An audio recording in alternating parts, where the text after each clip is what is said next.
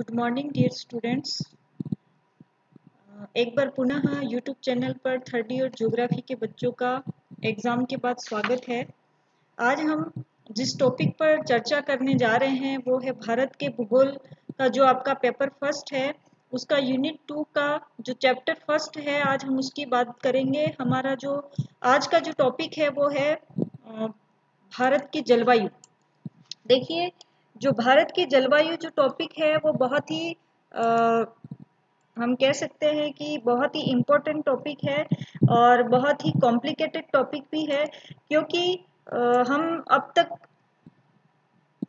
हमने जो पढ़ा वो भारत की फिजियोग्राफी के संबंध में, भारत की फिजिकल कंडीशंस के संबंध में पढ़ा।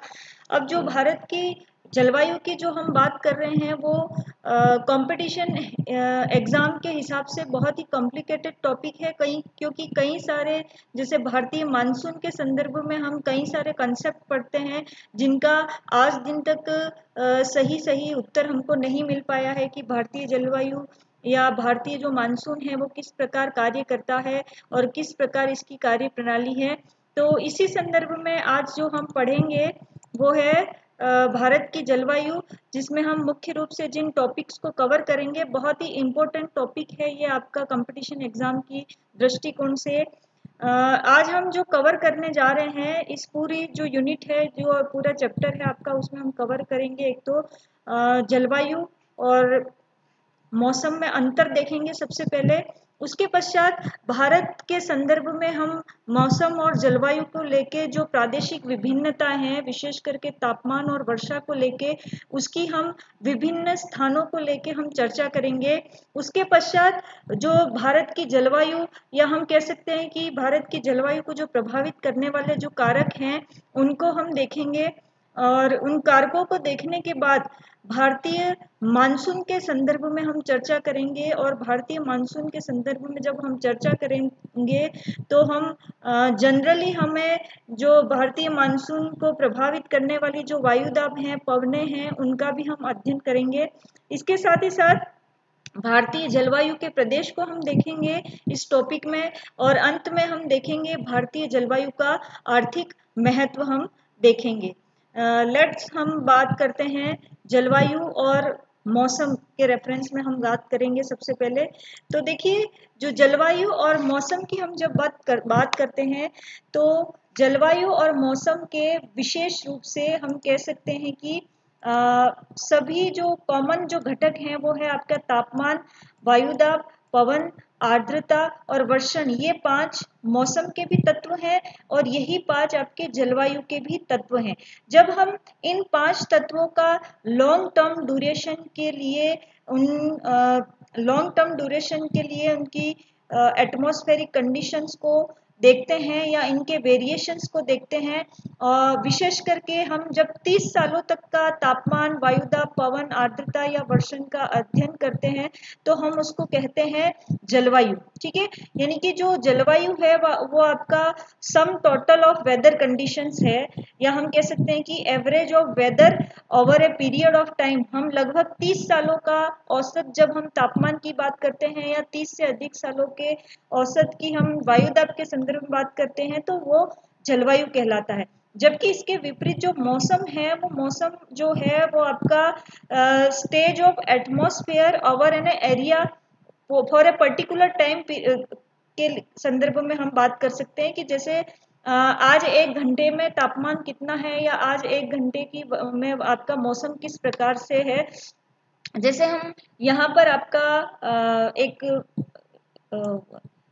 मोबाइल का वीडियो क्लिप यहाँ पर दिखाया गया है, जिसमें एक दिन की वेदर जो कंडीशंस है उसके बारे में बात की गई है। जैसे मंडे का आपका जो वेदर रहेगा वो किस प्रकार रहेगा, मंडे को आपका सनराइज कब होगा, मंडे का तापमान अधिकतम और न्यूनतम क्या रहेगा, मंडे का जो मौसम है वर्षा के दृष्टिकोण से वो किस प्रकार रहेगा। तो जब हम पर्टिकुलर एक दिन या एक वीक की बात करते हैं तो हम उसको इन तत्वों के संदर्भ में जब हम बात करते हैं तो वो कहलाता है, मतलब जो मौसम है वो आपका मोमेंट्री स्टेट ऑफ एटमॉस्फेयर है। हमारे वर्तमान संदर्भ में अगर हम देखते हैं किसी इन 4-5 तत्वों को लेके, जैसे आज का तापमान क्या है, आज की वायुदाब क्या है, आज का वर्षण क्या है, तो ये आपका कहलाता है मौसम। आपको एक बात ही ध्यान रखनी है कि मौसम है वो आपका मोमेंट्री स्टेट है, जबकि आपका जलवायु जो है वो average of weather over a period of time, एक लंबे समय का जो औसत है विभिन्न तत्वों को लेके, वो हमारा जलवायु कहलाता है। तो जब हम भारत की जलवायु की बात करते हैं तो हम भारत की जलवायु, आपने सुना होगा कि जब भारत की जलवायु कैसी है वो आपसे कोई पूछता है तो हम बताते हैं कि भारत की जलवायु जो है वो मानसूनी टाइप के है। मतलब आपका जब हम मानसून शब्द यूज कर रहे हैं तो मानसून शब्द आपका हम जलवायु के संदर्भ में यूज कर रहे हैं, ना कि मौसम के संदर्भ में। तो हम कहते हैं कि क्योंकि एक लॉन्ग टर्म पीरियड में जो भारत की मानसूनी जलवायु को बनाने के जो कारक हैं वो आपके ये हैं। तो इस तरीके से मौसम, और इस प्रकार हमारे यहाँ विभिन्न प्रकार के मौसम रहते हैं, विभिन्न प्रकार की जलवायु रहती है। साथ ही साथ हमारे यहाँ जलवायु के अकॉर्डिंग मौसम भी चेंज होते रहते हैं। भारत के दृष्टिकोण से देखें तो भारत में हमको विभिन्न प्रकार की ऋतुएं देखने मिलती हैं, जैसे रेनी सीजन हमको देखने मिलता है, समर सीजन हमको देखने मिलता है, विंटर सीजन हमको भारत के रेफरेंस में देखने को मिलता है। या दुनिया का एक ऐसा देश है भारत जहाँ पर हमको विभिन्न ऋतुओं का, मौसम का एहसास है वो यहाँ पर होता है। भारत की जलवायु की बात करें हम तो भारत की जो जलवायु है वो मानसूनी जलवायु कहलाती है।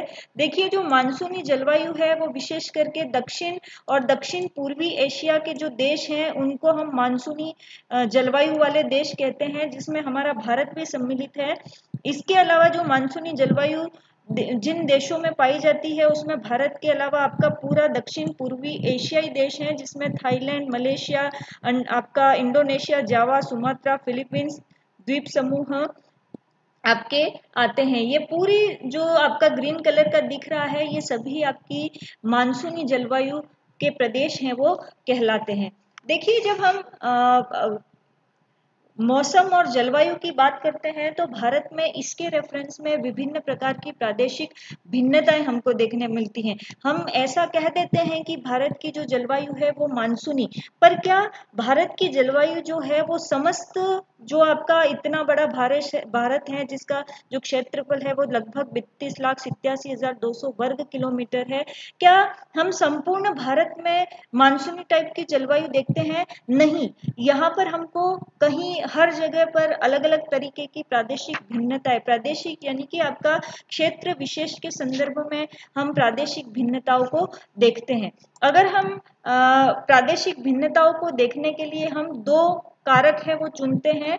एक आपका जो हमने मौसम और जलवायु की बात की उसमें हम दो कारकों का चयन करके हम प्रादेशिक भिन्नता देख सकते हैं भारत के संदर्भ में। एक आपका टेम्परेचर, तापमान जो मौसम या जलवायु का महत्वपूर्ण घटक है, महत्वपूर्ण तत्व है, और दूसरा हम प्रादेशिक भिन्नता देखने के लिए हम दूसरा कारक जो लेते हैं वो है वर्षण। तो इन दोनों के संदर्भ में अगर हम भारत का प्रादेशिक भिन्नता देखें वर्षण और तापांतर को लेके, तो देखते हैं कि जैसे आपका राजस्थान है, राजस्थान का जो बाड़मेर क्षेत्र है, इस बाड़मेर में हम गर्मियों में अगर इसका हम टेम्परेचर देखें तो यहाँ का जो तापमान है वो 48 से 50 डिग्री तक गर्मियों में यहाँ पर पहुँच जाता है। वहीं पर अगर हम जम्मू और कश्मीर की बात करें इसी मौसम में गर्मियों के दिनों में ही मई जून में, तो यहाँ पर ये टेम्परेचर हमको 22 डिग्री के लमसम गुलमर्ग और पहलगांव के आसपास हमको मिलता है। तो देखिए एक समर सीजन, सेम सीजन में भी हमको दो अलग अलग स्थानों पर अलग अलग टेम्परेचर देखने को मिलता है।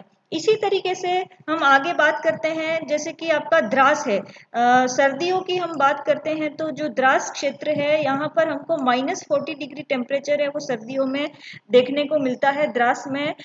वहीं अगर हम केरला की बात करते हैं, केरला में यही टेम्परेचर सर्दियों में हमको देखने को मिलता है 20 से 22 डिग्री। देखिए यहाँ पर -40 डिग्री था इसी सीजन में, और यहाँ पर जो देखने को मिलता है वो है 20 डिग्री से 22 डिग्री सेंटीग्रेड। यानी कि गर्मी और सर्दियों के तापमान में विभिन्नता के साथ साथ हमारा जो देश है वो मतलब कहीं जो स्थान है, कहीं कहीं आपको जैसे पंजाब है, यहाँ पर हमको महाद्वीपीय टाइप की जलवायु देखने को मिलती है। वहीं जो केरला है वहाँ हमको उष्णकटिबंधीय जलवायु देखने को मिलती है। देखिए जो पंजाब है वो आपका उत्तर भारत में अवस्थित है और स्थलीय भाग में स्थित है, कॉन्टिनेंटल टाइप का यहाँ पर। तो यहाँ पर अधिकतम गर्मी भी हमको देखने मिलेगी और अधिकतम सर्दी भी हमको देखने को मिलेगी, क्योंकि यहाँ पर समुद्र तट का प्रभाव जो है वो नहीं के बराबर है।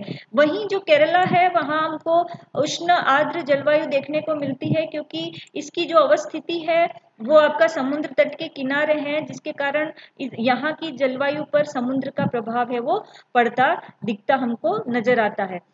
इसी संदर्भ में अगर हम बात करते हैं, तो अगर हम वार्षिक और दैनिक तापांतर की बात करें, तो वार्षिक और दैनिक तापांतर में भी हमको ओवरऑल इंडिया में भिन्नताएं देखने को मिलती हैं। देखिए वार्षिक तापमान का मतलब होता है वर्ष पर्यंत के अधिकतम और न्यूनतम महीनों का जो तापमान होता है वो वार्षिक तापांतर कहलाता है। देखिए अगर हम मालाबार कोस्ट की बात करते हैं वार्षिक संदर्भ में, वार्षिक तापांतर यानी कि समस्त 12 महीनों के मैक्सिमम और मिनिमम टेम्परेचर जो होता है उसके मध्य का अंतर वार्षिक तापांतर कहलाता है। तो जैसे मालाबार तट का जो वार्षिक तापांतर है वो मात्र 3 डिग्री सेंटीग्रेड है।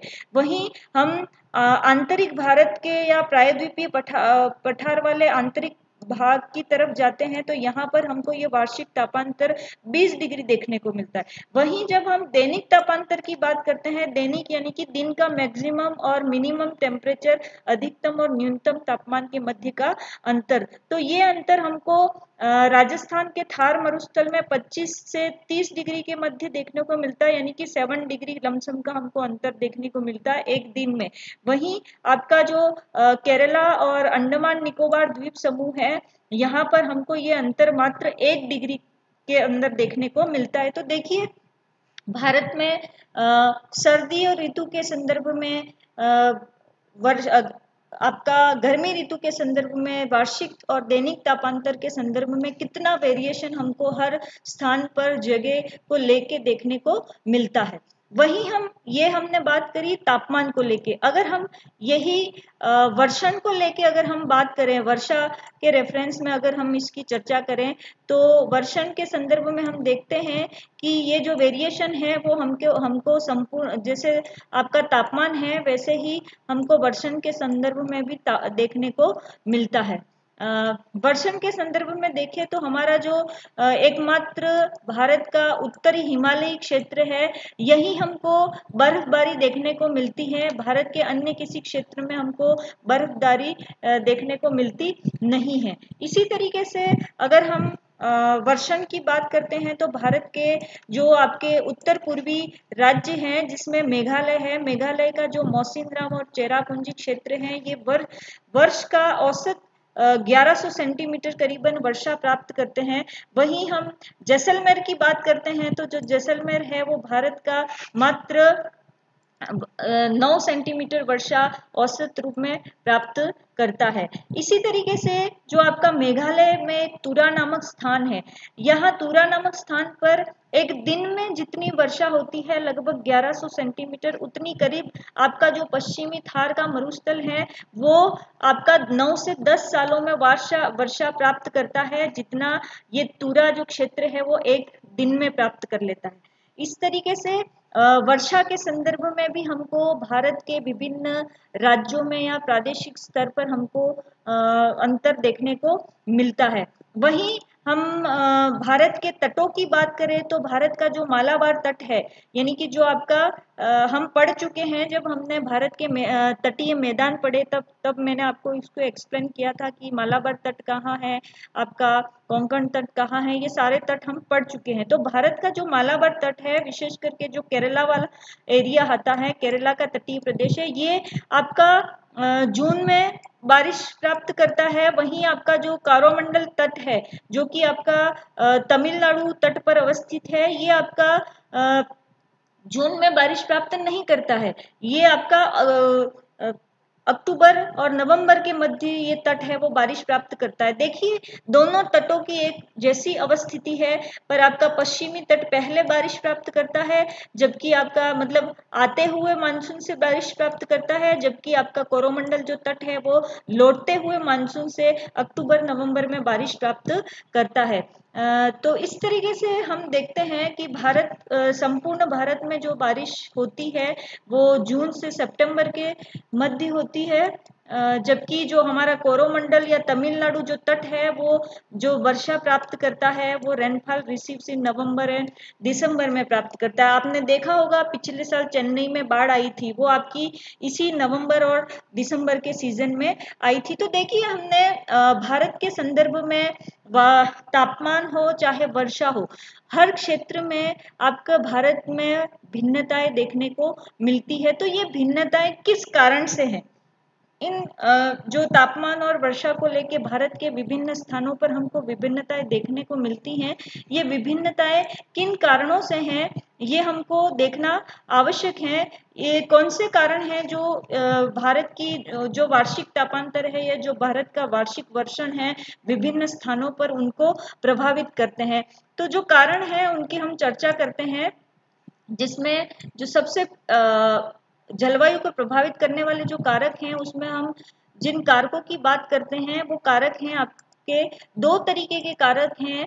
एक है अवस्थिति और उच्चावत को लेके, और वायुदाब और पवनों की स्थिति को देख के हम मतलब ये जो कारक हैं ये बताते हैं, जैसे मैंने अभी आपको विभिन्न राज्यों को लेकर वर्षा और तापांतर की अवस्थिति दिखाई कि क्यों ये अलग अलग हैं।